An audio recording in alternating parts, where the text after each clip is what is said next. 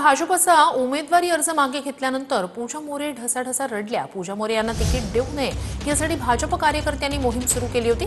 त्यानंतर भाजपनं उमेदवारी अर्ज मागे घ्यायला लावला। पूजा मोरे यांचे अश्रू पाहून पती धनंजय जाधवही रडले। माझ्यासारख्या अनेक कार्यकर्त्याला राज्यभरात अनेक कार्यकर्ते त्यांना मोठ्या मोठ्या पक्षाची उमेदवार भेटत नाहीत।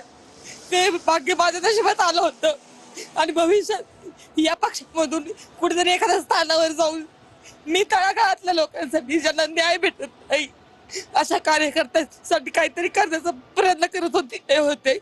डोळ्यात देखील पाणी येते, अश्रू अनावर झालेले आहेत। पण मी हिला सल्यूट करतो, एवढा मोठा निर्णय घेत असताना तिने पक्षहित तिचं पाहून तिने तिची भूमिका मांडली, तिचं ती सगळं व्यक्त झाली, ती थांबली। तिच्या राजकीय आयुष्यात मी कधीच काटा म्हणून अडचण येणार नाही। तिच्या कामाला शुभेच्छा आहेत। माझ्या आयुष्यात झालेल्या एका छोट्याशा चुकीचा खूप मोठा भाऊ करून जे काही षडयंत्र माझ्या विरुद्ध झालं, गरीब कुटुंबातील असल्यामुळं त्याचा मला प्रचंड वेदना होत आहेत।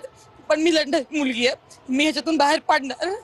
जे ती बोललीच नाही देवेंद्रजींविषयी, ती म्हणलीच नाही देवेंद्रजी विषयी, ते व्हिडिओ देखील मी तुम्हाला देऊ शकतो। एवढ्या खालच्या स्वरूपात करायचं नव्हतं।